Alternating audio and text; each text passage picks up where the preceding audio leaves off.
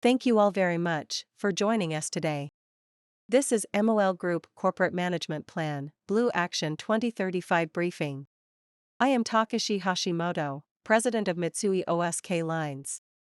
I would like to extend my warmest greetings to you all.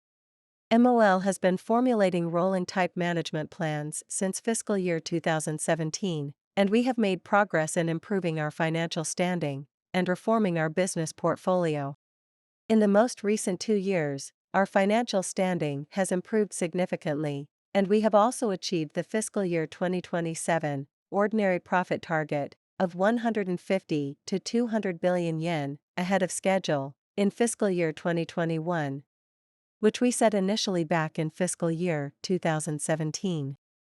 In the meantime, the expectations of stakeholders have also changed considerably, not least with regard to sustainability issues. Against this backdrop, we have now formulated, for the first time in 6 years, a new MOL Group Corporate Management Plan, called Blue Action 2035, with 2035 as the target year. Whilst formulating growth strategies for taking the leap to become a global social infrastructure company, we have organized our thoughts on how we will allocate capital and on our investment and shareholder return plans. One aspect we were very much aware of when we formulated the plan was sustainability management. And this is why we also named the plan Blue Action 2035. We refer to our expansion into new fields as a social infrastructure company with its origins in the sea, and our constant striving for business management, which is also sustainable from a social issues perspective, as Blue Action. And we have combined this with the target fiscal year 2035 in the title of the plan. Our reason for making 2035 the target year was also to align the plan with our environmental strategy, since we believe the year 2035 will be a milestone in terms of the introduction of alternative clean energy-fueled vessels. The name embodies our determination to further promote sustainability management and create new value, and to in turn, realize the MOL Group vision. Another aspect, uppermost in our minds, was the adoption of management indicators to increase the effectiveness of business portfolio reform aimed at generating profit even during recession periods, which is the main scenario under the plan. I will explain in more detail later, but we have divided our business into market-driven business and stable revenue business, and set a target asset ratio for them.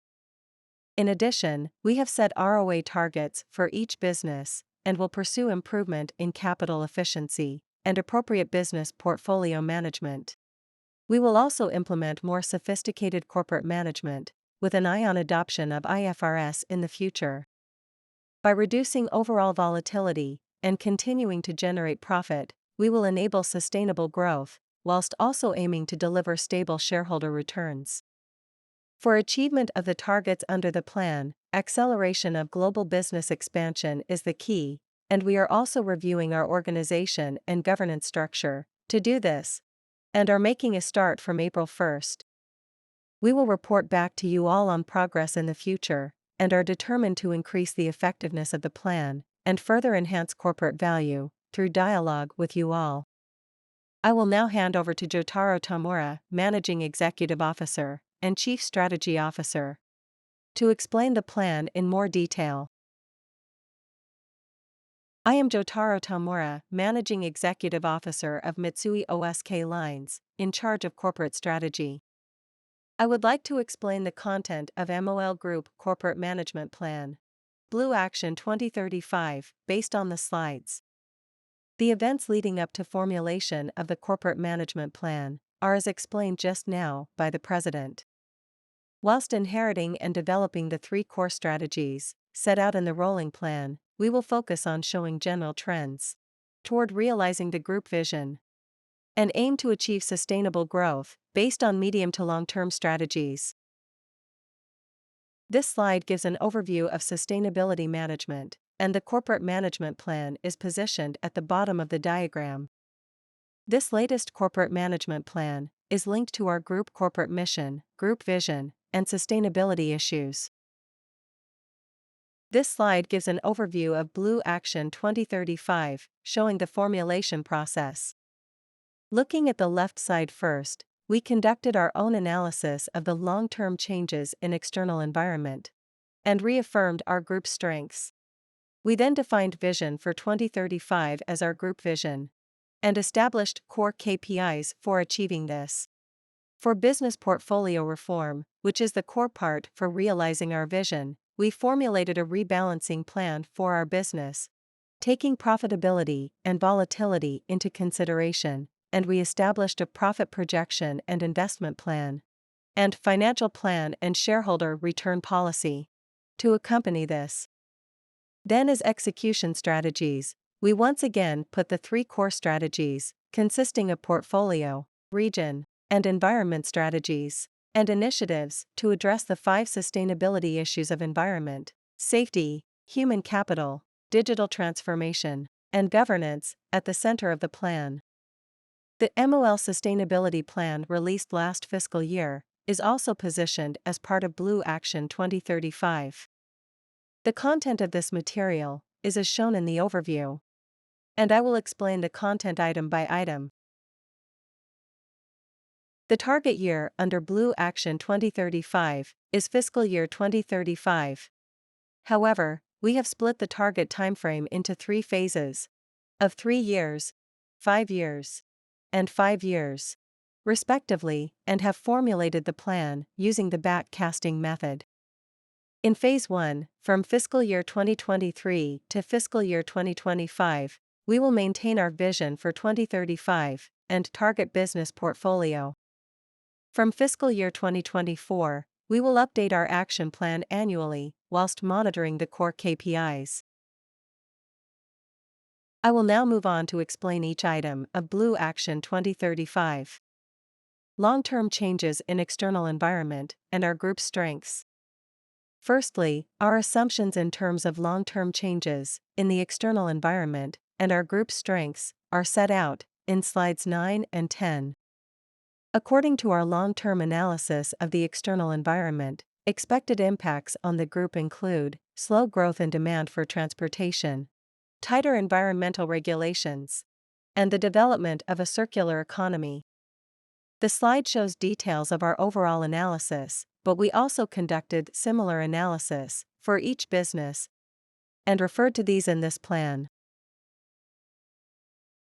We also reaffirmed our group strengths and recognized strengths, which we can use in the promotion of regional strategies and new non-shipping business, such as global group networks and a challenging spirit, which is also mentioned in our Code of Conduct. Vision for 2035. Next, we have our vision for 2035. We have divided our group vision into 3 elements, and we will strive to realize our vision through strategies for each element and initiatives to address sustainability issues. I will now explain in more detail by showing you our core KPIs. We have divided our core KPIs into financial and non-financial KPIs, and have set KPIs for fiscal year 2035 and milestone KPIs for each phase. Financial KPIs. Profit before tax will far exceed pre-COVID levels, and we will aim for 240 billion yen in fiscal year 2025, which is almost 100 billion yen more than the profit forecast in the rolling plan 2022, 340 billion yen in fiscal year 2030, and 400 billion yen in fiscal year 2035. We will focus on business portfolio reform that will allow us to remain profitable even during a shipping slump and steadily increase our profits. Even when making an investment for growth, we will keep the net gearing ratio in the range of 0.9 to 1.0 in order to maintain a sound financial position. And we will maintain an ROE that is higher than the cost of capital, setting a target range of 9 to 10%. We have also set non-financial KPIs. In environmental initiatives, we aim to reduce GHG emissions intensity by 45% from fiscal year 2019. By fiscal year 2035, looking to achieve net zero emissions by 2050. This maintains the target under MOL Group Environmental Vision 2.1, released 2 years ago. However, MOL Group Environmental Vision 2.2, due to be released in April, sets more multifaceted targets, such as a total GHG emissions reduction target, in addition to this target, and will be linked to the business plan. Additionally, we have set respective KPIs for safety, human capital, and DX. Next, I will explain business portfolio reform, which is the core part for realization of our vision. Business portfolio reform towards 2035. Basic policies. Looking at our basic policies for business portfolio reform, we have classified high volatility businesses, with a high correlation to shipping market conditions, such as car carrier and containership businesses, as market-driven business, and low volatility businesses with high resistance to shipping market conditions, such as LNG carrier, offshore wind power, and real property businesses, as stable revenue business, and then set a target asset ratio for them. In the market-driven business, we will pursue high returns during booms in the shipping market by increasing our market exposure tolerance capacity, whilst increasing the weight of the stable revenue business to ensure profitability even during recession periods. In the stable revenue business, we will further grow not only long-term contracts for shipping, but also the non-shipping business. Our fiscal year 2035 target asset ratio for market-driven business to stable revenue business is 40 to 60, compared with 50 to 50 currently. Also, as a reference, our target asset ratio for shipping business to non-shipping business is 60 to 40, compared with 75 to 25 currently. Business portfolio reform towards 2035. Rebalancing plan. This slide shows rebalancing in terms of profitability and volatility. The chart on the left shows the situation before COVID, and the chart on the right shows our vision for fiscal year 2035. The vertical axis indicates our OA, that is, profitability. The horizontal axis indicates volatility, and the size of the circle indicates the amount of total invested assets. Taking into account the growth potential and the alignment with our environmental strategy for each business, we will proceed with asset rebalancing so that the profitability of the entire company exceeds the volatility, and we will be conscious of our OA, cost of capital, and achieve both risk-taking through increased investment and a business portfolio that can always maintain profitability. This slide shows the asset ratio trend and the profit ratio trend for market-driven business to stable revenue business. While total assets will increase, a breakdown of the increase in assets shows greater allocation to the stable revenue business, and the optimum balance overall will be maintained. Business portfolio reform towards 2035. Profit projection. Next, I would like to explain our profit projection. Our pre-tax profit projections for each business unit for the final fiscal year of each phase are as shown on the slide. As shown in the reference section at the bottom of the table, profit from stable revenue business will increase to more than 2.5-fold the current level, increasing from the fiscal year 2022 forecast of 62 billion yen to 96 billion yen in fiscal year 2025, 136 billion yen in fiscal year 2030, and 160 billion yen in fiscal year 2035. However, the ratio of profit from stable revenue business is set at 40%, staying the same in each phase, because also in profit from market-driven business, we expect to see higher profit from the containership business as well. Profit from non-shipping business will gradually increase, rising to 120 billion yen in fiscal year 2035, which is around 4 times the current level of 32 billion yen. Profit ratio will also climb to 30%. Business portfolio reform towards 2035. Investment plan. I will now move on to explain our investment plan.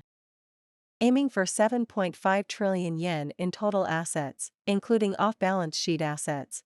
By fiscal year 2035, we intend to invest approximate 3.8 trillion yen in total, over 13 years, for Phase 1, 2, and 3. Including 1.2 trillion yen over the 3 years. From 2023 to 2025. Which corresponds to Phase 1. The total amount of environmental investment, shown in the column on the right, is expected to be 650 billion yen. Which is just over half of the Phase 1 total investment. Financial plan. Shareholder return policy. I will now explain our shareholder return policy, which forms part of the financial plan. The idea behind our return policy is to promote active investments with accumulated profits, which will lead to profit expansion and corporate value increase. Last fiscal year, under Rolling Plan 2022, we set a target dividend payout ratio of 25%. However, under Blue Action 2035, on the assumption that we will aim for returns comparable with the average return of the Tokyo Stock Exchange's prime market, for Phase 1. We have set a target dividend payout ratio of 30% and a minimum dividend of 150 yen per share to pay stable dividends, preventing underpayments, even if lower shipping market cycles occur. Furthermore, when profits exceed original expectations, capital controls, such as share buybacks, may be implemented, with an ROE target of 9 to 10% in mind. Next, I would like to explain cash flow allocation under the financial plan. The chart on page 20 shows cash allocation in Phase 1. On top of cash flow from operating activities of 780 billion yen, accumulated through the stable generation of more than 250 billion yen a year, we will leverage external funds while keeping the net gearing ratio in the 0.9 to 1.0 range. And allocate a total of 1.39 trillion yen in cash to dividends of 190 billion yen and business investment of 1.2 trillion yen. In the next part of the presentation, I will explain our 3 strategies and initiatives to address 5 sustainability issues under Blue Action 2035.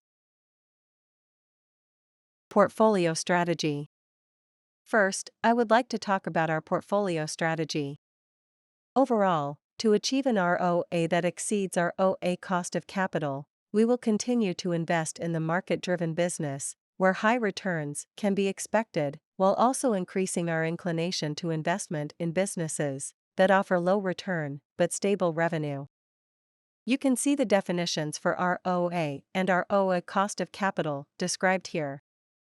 We are also making progress on the early application of IFRS. We will also pursue M&A opportunities with a sense of speed for efficient portfolio reform. Here, I would like to go over the key points of our action plans for each business segment.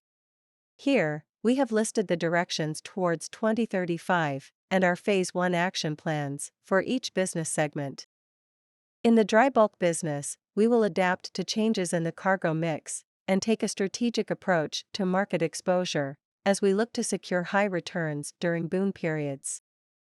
In the energy business, we will aggressively adapt to the major trends in energy shifts and become a leader of green transformation.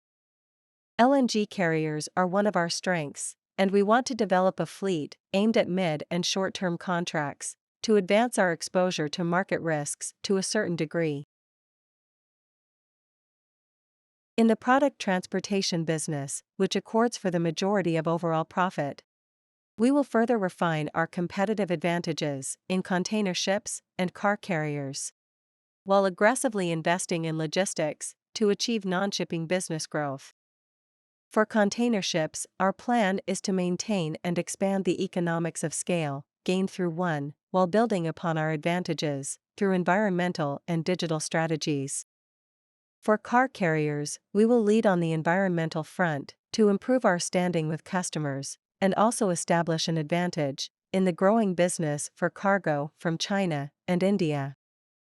In the well-being and lifestyle business, our strategy is to develop a diversified portfolio, including real property, ferries, and cruises, as a core pillar of our non-shipping business.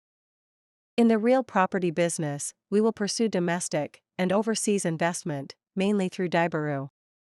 Especially overseas, we want to leverage the group network to make forays into Southeast Asia and India, in addition to Vietnam and Australia. Regional strategy. Now on to our regional strategy. Our regional strategy aims to shift to a global business structure that will support business portfolio reform. We already launched a new organizational structure in April, under which we have assigned dedicated executive officers to each region to strengthen their commercial and corporate structures. We will pursue the promotion and development of non-Japanese management talents to enable business development led by regional organizations. By developing more sophisticated business management in terms of governance efforts, we will work to improve the speed and quality of decision-making and swiftly pivot to a structure under which regional organizations and headquarters collaborate for business development and operation. On a per-region basis, in Asia, the Middle East, Oceania, and Africa, where relatively high economic growth is expected, we will work on interregional transportation in the shipping sector, and on real property, logistics, offshore wind, and alternative fuels in non-shipping business.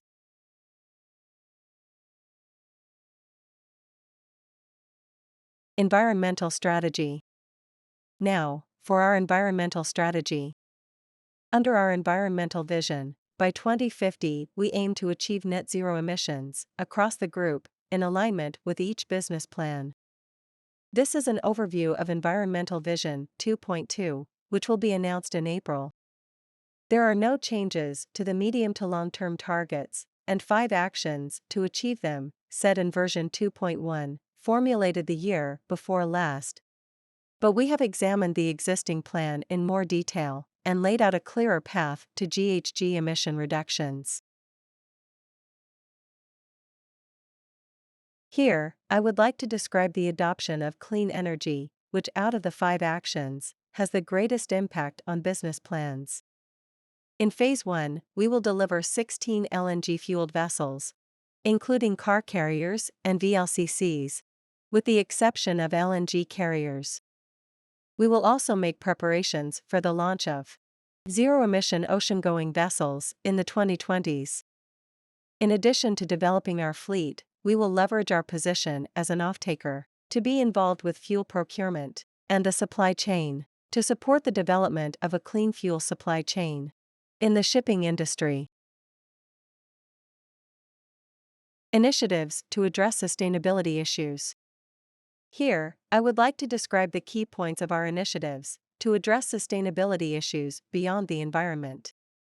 We plan to announce some of the details in the future, and would like you to check each vision and action plan separately. Safety. First is safety initiatives. We plan to formulate a safety vision and concrete action plan in Safety Action 1.0 during fiscal year 2023. The key point is to establish group-wide guidelines that encompass non-shipping businesses in addition to shipping. To ensure success, we will pursue these efforts in tandem with human capital and DX initiatives. Human capital. We will also unveil our human capital vision and action plan during April. We will emplace DEI, mutually empowered and highly engaged, as 3 basic principles, and bring out the strengths of each member of the group to underpin the achievement of Blue Action 2035 in terms of human capital. Our action plan comprises the 7 actions listed here. Through these actions, we will unify and drive the implementation of our HC plans on a group, global basis. Action 2, getting the right people in the right place, relates to the core KPIs listed on page 13. DX. We announced our DX vision and action plan last month. we will drive transformations in terms of both business and culture. And by fiscal year 2025, which corresponds to Phase 1, we will achieve thorough digitalization and optimize our business processes and organization. In terms of DX action, we will pursue 8 key initiatives across 2 areas of transformation. Business transformation utilizing digital technologies to address business processes and safety, and change the services we provide, and culture transformation to change people, the organization, and culture. Governance. Last is governance. We are committed to further reinforcing corporate governance, in line with the MOL Group 3 basic principles of corporate governance and corporate governance policy that were announced last month. To further enhance the functions of the board of directors, we will advance a resolution to make a majority of board members non-execute directors at this year's general meeting of shareholders. We will also pursue advanced business management with the adoption of IFRS and strengthen our intelligence in addressing management risks including geopolitics, climate change, and human rights. This concludes our summary of the MOL Group Corporate Management Plan. Blue Action 2035. We will now move on to question and answer session. When do you plan to adopt IFRS? What are the benefits of adopting IFRS? Initiatives have been made for the early adoption of IFRS, and aim is to implement it from Phase 2, fiscal year 2026 onwards. This is because a preparation period is needed to unify the accounting period and to scrutinize off-balance sheet assets. There are many affiliated companies overseas, so it takes time to incorporate them into the system. We would like to proceed with disclosing figures by stages, with an eye to international accounting standards, starting even before Phase 2. In this management plan, our goal is to aggressively pursue regional strategies and overseas investments so that accounting and management, on a global basis, will become necessary. We would like to adopt the internationally accepted accounting standards, as well as the Japanese standards. What is the target of our OA by business in the portfolio strategy? What areas are you planning to do M&A in? Respective businesses, our OA target is not disclosed, but stable revenue business is aimed at about 3% and market-driven business at about 8%. By combining these two types, we hope to transform the portfolio and reach an average ROA of 5% in the future. Regarding M&A, expanding businesses overseas take time. We aim to accelerate the growth of businesses we want to expand, such as real estate, logistics, and renewable energy, through M&A targeting startups and companies with unique characteristics in unique fields. Dry bulk and tanker businesses are illustrated as being both market-driven business and stable revenue business. I would like to know the investment policy of the market-driven aspect of these businesses. Dry bulk and tankers are each divided between both business types. We had been shifting our policy for dry bulk to reduce the market risk in the last 5 to 10 years. But we will strategically take market exposure with a good balance to create a structure that allows it to enjoy high market conditions. For tankers, we will be strategically reforming the market exposure of some of the chemical and methanol carriers. With cargoes from India and China increasing, the car carrier business has become a more volatile market, and we are going to focus more on the market-driven part going forward. We will seek to diversify our portfolio moderately by also incorporating a market-driven part.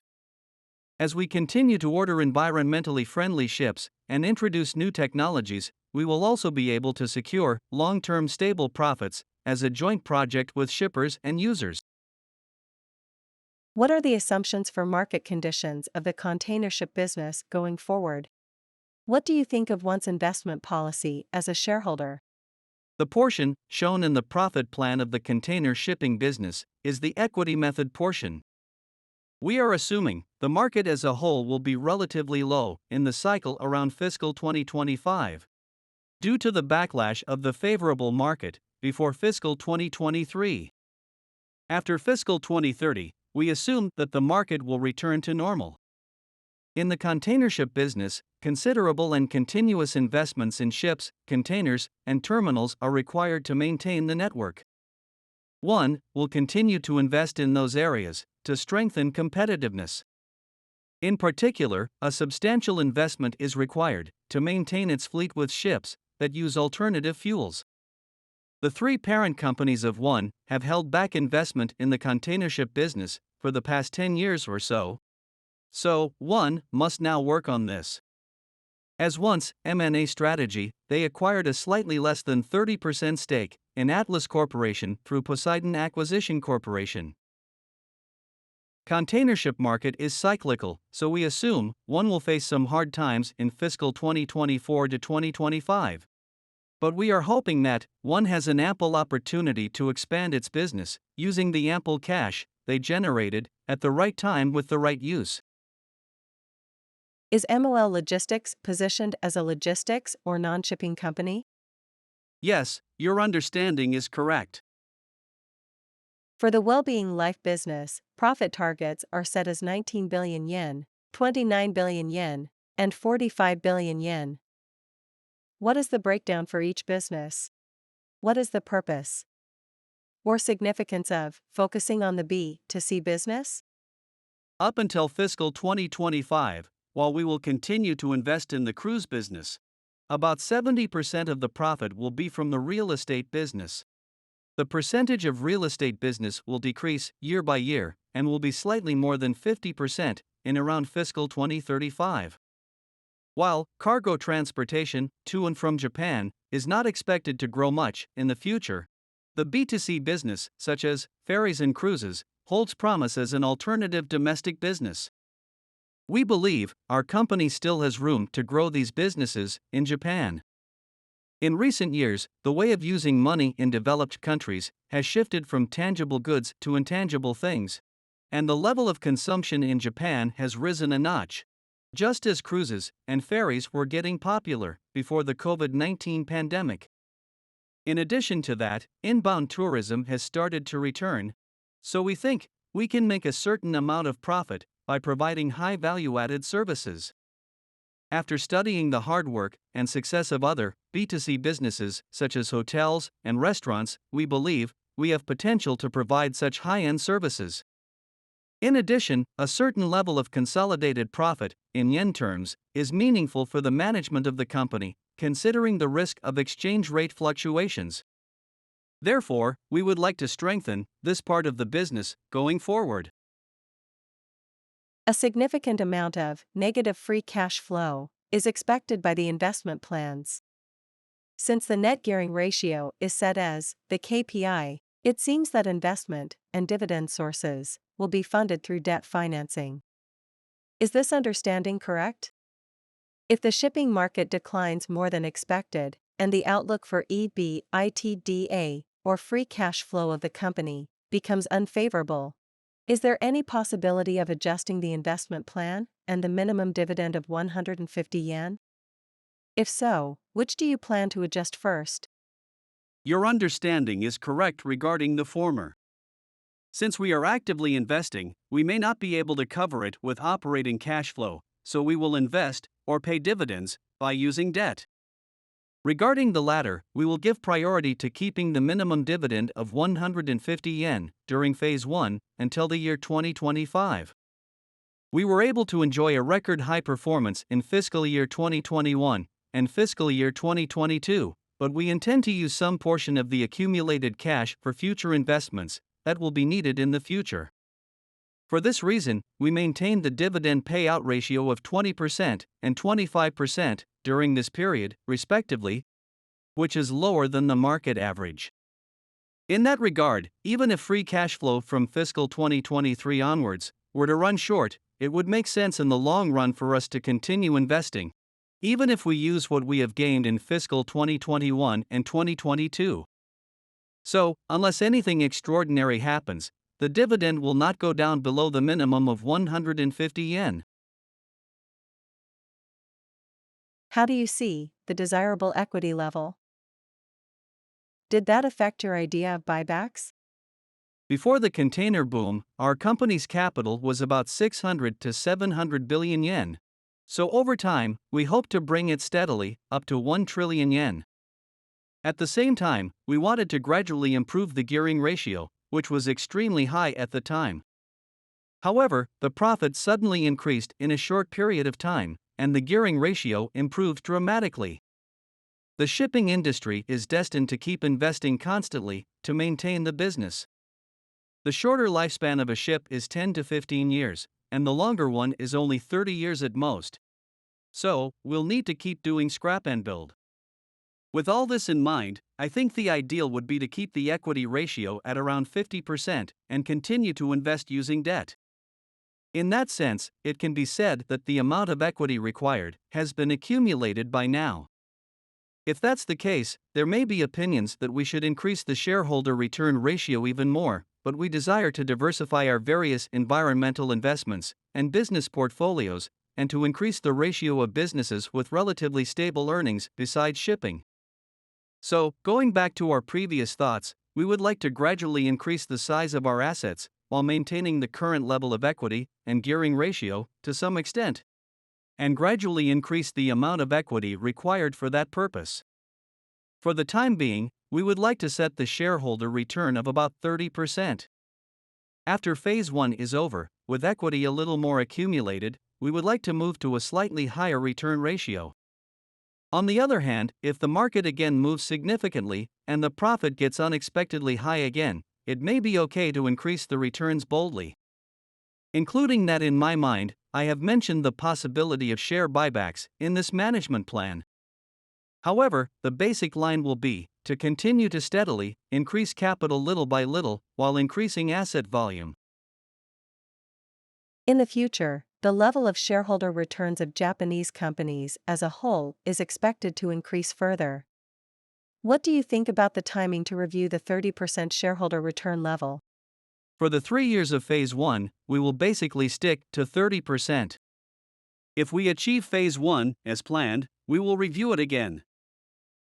At this point, we are hoping to increase the return a little more.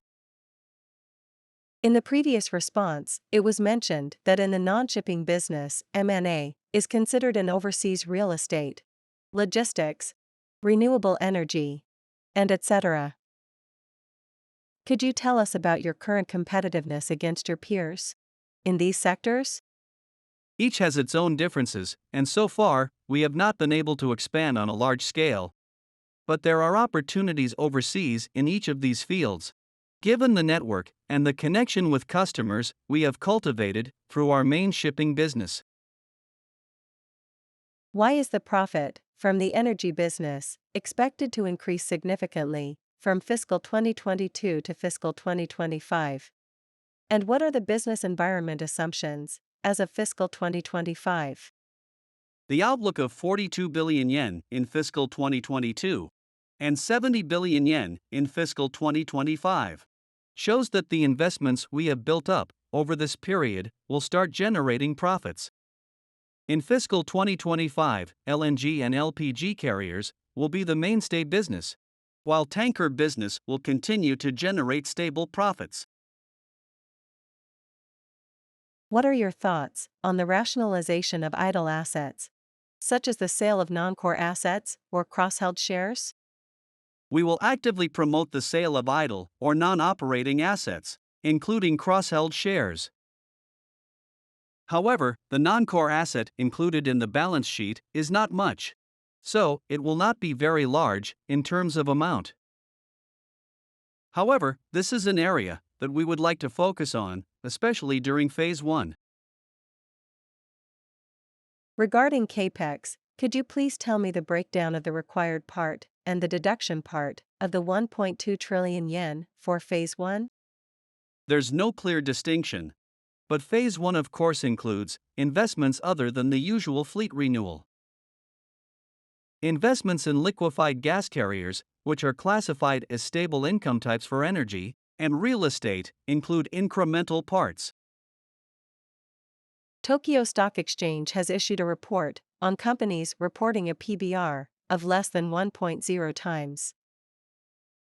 How do you plan to enhance the company's reputation or improve investor understanding over the period of Blue Action 2035? Our company's capital has built up to almost 2 trillion yen. The market capitalization is 1 trillion and several hundred billion yen, so the current situation is that PBR is stagnant at around 0.6 times or 0.7 times. Assuming equity capital of 600 to 700 billion yen, which has been the case since about 2007, if the market capitalization exceeds 1 trillion yen, the PBR will naturally be higher than 1.0 times. So, I think a large part of this is that the market has yet to recognize the sudden increase in equity capital. It will take some time for investors to figure out whether we can manage our own capital of 2 trillion yen, invest it properly, and increase it further. I have a feeling that some investors are assuming a scenario in which there will be a major headwind in the future, just as there was in the past with the shipping bubble, and we will wear out our capital, resulting in the return of PBR. We will continue to make well-managed investments in the future so that this would not happen, and we will continue to grow the company steadily. I honestly don't think we'll see a profit level of 700 billion or 800 billion yen in the future for a while, but if we can achieve a profit level of 200 to 300 billion yen every year, the market's confidence will surely follow, and we'll be able to achieve a stock price level and market capitalization level that are appropriate for that. To do so, we need to work hard for the next 2 to 3 years. And I would like to ask for everyone's patience. Is there a change in the way you deal with ship owners and the way you charter ships to prevent accidents at sea? Improving safety quality is critical to maintain our own supply chain. We will keep making effort to establish a true business partner relationship with ship owners, sharing human resources and information, raising the safety quality as much as possible. The cost has been increasing by inflation, and we would like to ensure safety quality while sharing the necessary costs. We hope to form forward-looking partnerships with ship owners who agree with these ideas. We have been working hard on how to allocate our rapidly expanding equity to achieve the company's sustainable growth. Blue Action 2035 summarizes what needs to be done based on various possible scenarios. In the past, companies' management plans tended to put too much weight on the profit targets and the inclusion of organizations, human resources, and environmental policies supporting them was insufficient. However, this time I feel we were able to include everything we can at this point. Whether or not this management plan will be appraised depends on how the market and stakeholders perceive it. We will strive to earn the market's confidence and stakeholders' trust by producing the results we have set in this plan. We greatly value your views and are open to hearing your questions and opinions on our new management plan. Your continuous support to the company is very much appreciated. This concludes MOL Group Corporate Management Plan, Blue Action 2035 briefing. Thank you very much for watching.